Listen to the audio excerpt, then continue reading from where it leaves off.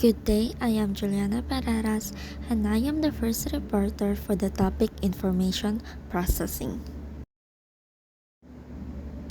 In this module, challenge yourself to describe the processes involved in acquiring, storing, and retrieving knowledge. Cite educational implications of the theory on information processing.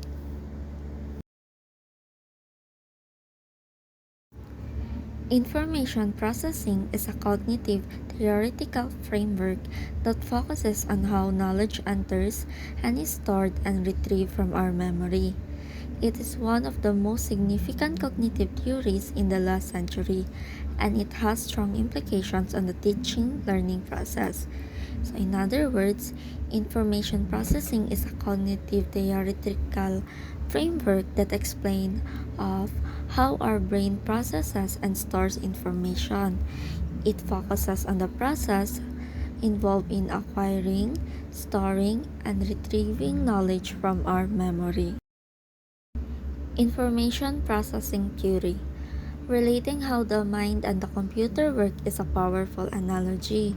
The terms used in the information processing theory, IPT, extend this analogy. So, in IPT, the mind is seen as an information processing system similar to a computer. Just as a computer receives input, processes it, stores it, and produces output, the human mind follows a similar pattern. So, the term used in the IPT highlight the similarities between how the mind and computers process information.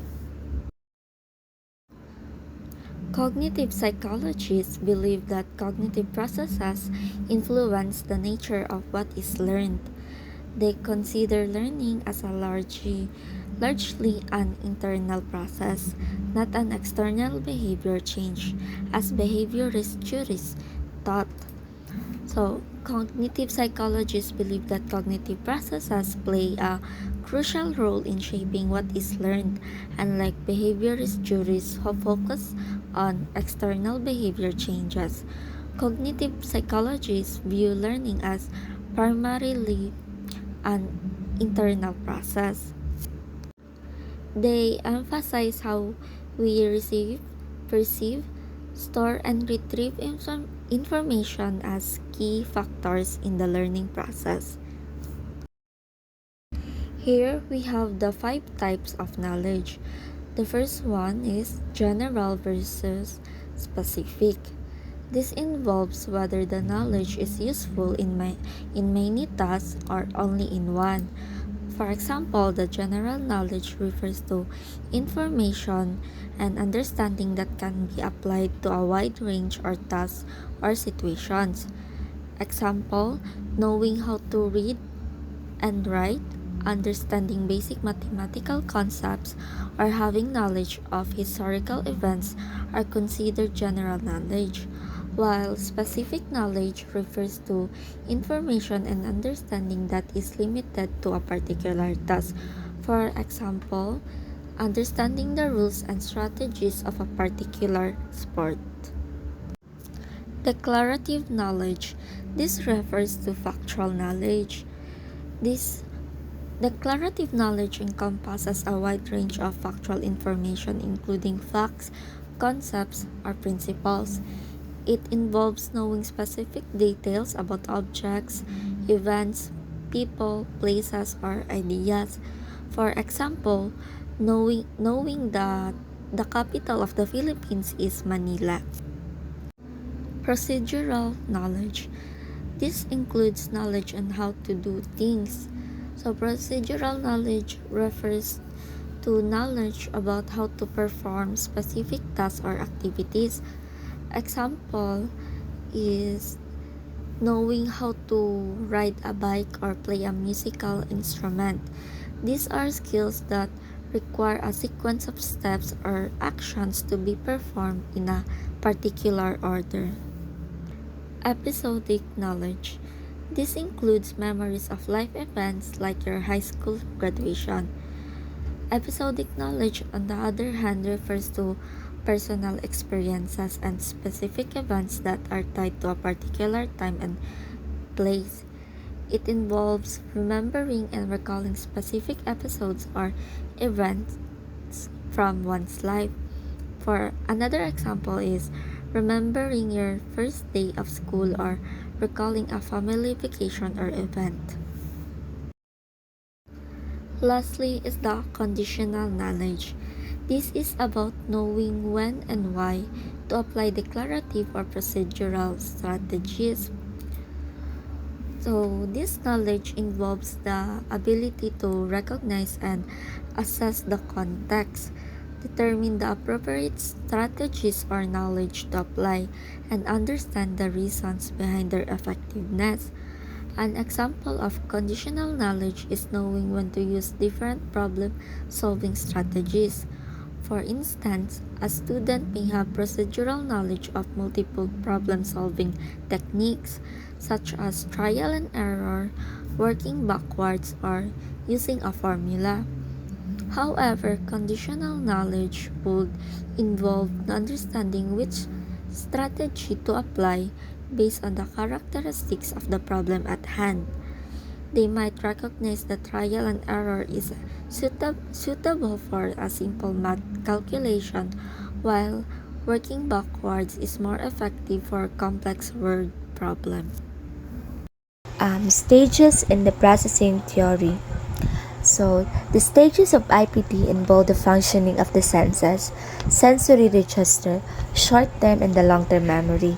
Basically, IPT asserts three primary stages in the progression of external information becoming incorporated into the internal cognitive structure of choice. So, schema, concept, script, frame, mental model, etc.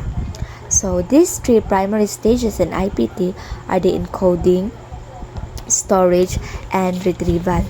So, encoding. Information is sensed, perceived, and attended to. So, these stages involves the initial processing of information where it's sensed, perceived, and attended to. Encoding transfers sensory input into a form that can be stored in memory. For example, like nakita nimo ang nawong sa imuhang friend sa isa ka party.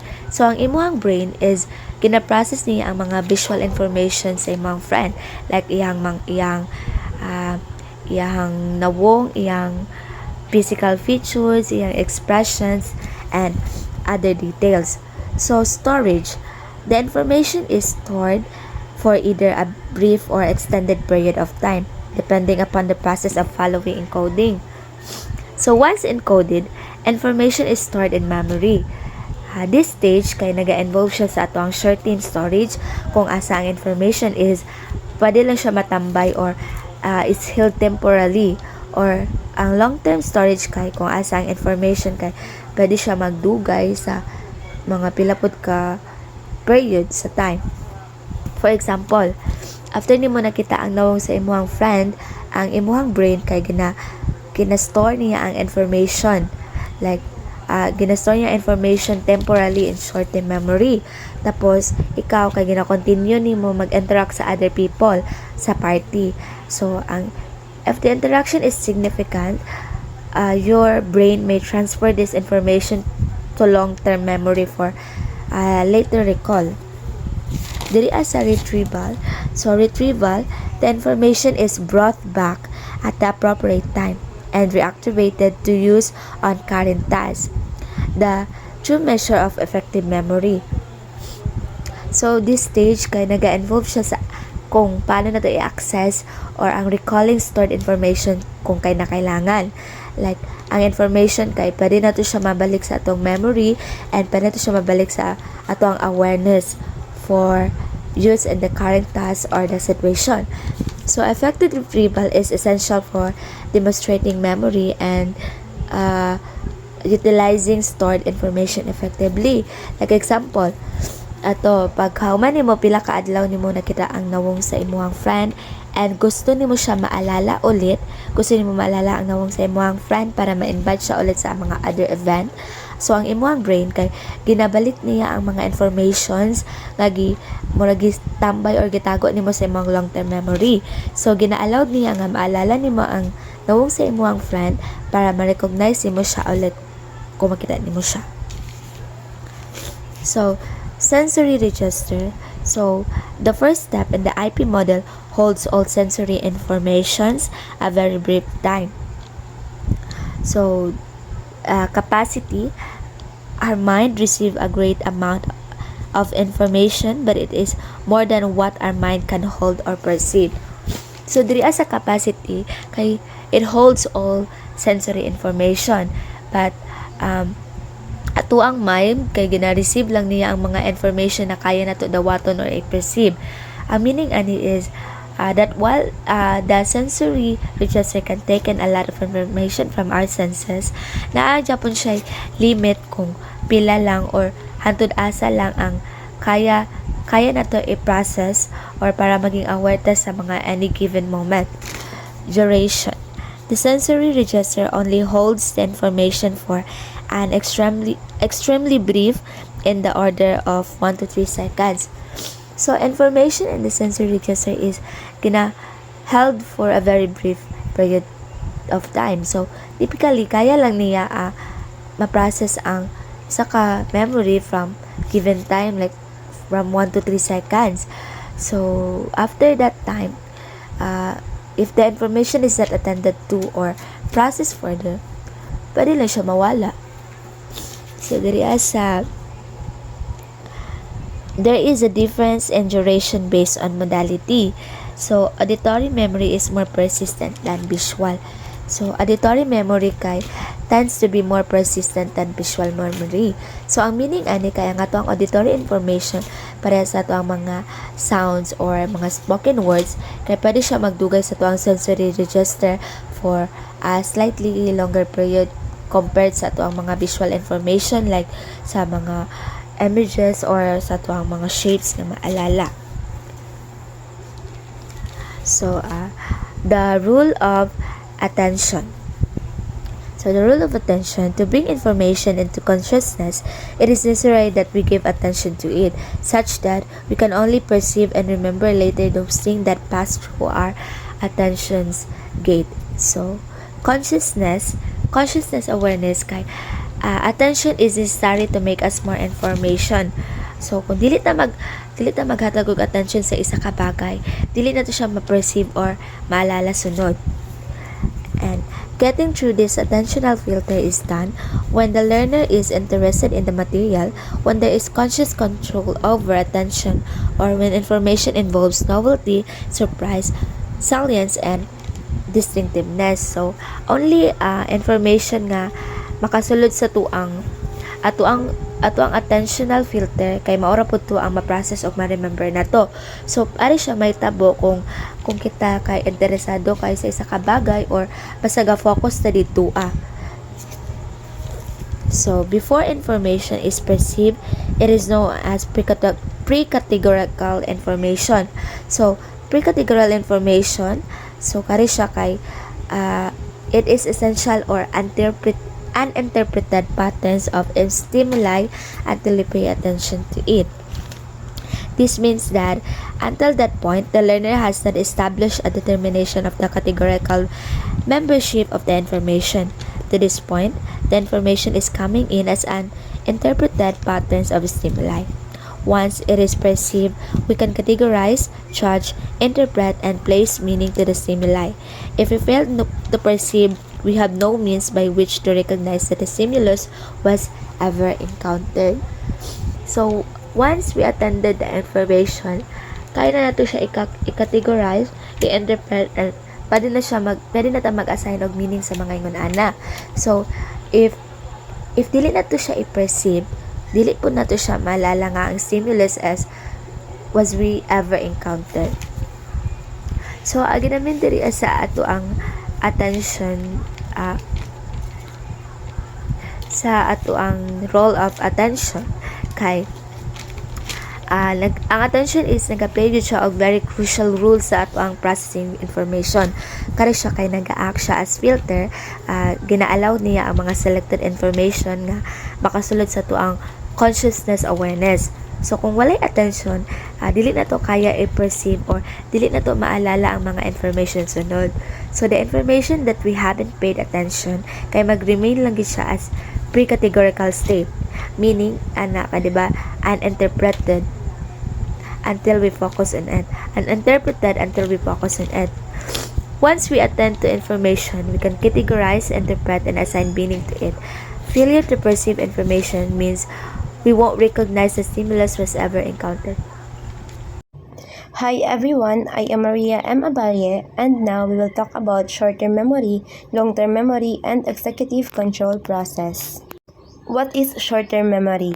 Short-term memory, or also known as working memory, refers to the temporary storage and manipulation of information in our minds. It has a limited capacity and duration. STM helps us hold and process information for a short period, typically ranging from a few seconds to a minute. So, it is understandable naman na ang short-term memory, or STM for short, is like our brain's temporary storage space. It's where we keep important info for a short period, like a few seconds or minutes lang. Parang yung memory natin when we are trying to remember a phone number just long enough to dial it, or when we are recalling a list of items habang nag-grocery shopping tayo. So, it's like our brain's post-it note. Ganon siya, quick and temporary lang. Next is long-term memory, or LTM. Long-term memory is the storage of information over an extended period ranging from minutes to years. It has a virtually unlimited capacity compared to short-term memory. LTM allows us to retain and retrieve information that is not needed immediately. So, ang long-term memory, or LTM naman, is like our brain's long-term storage.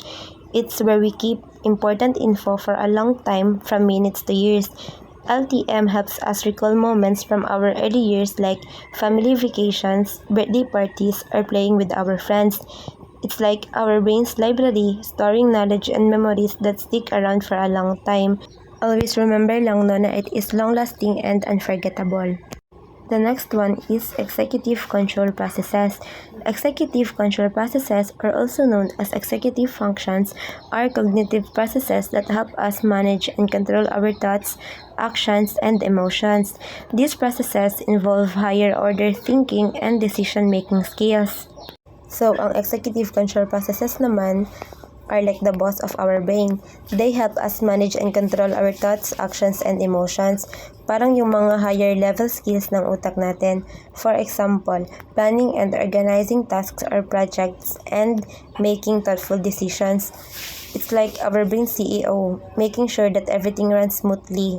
Ganon siya, in control and always on top. So that's all, and thank you for listening.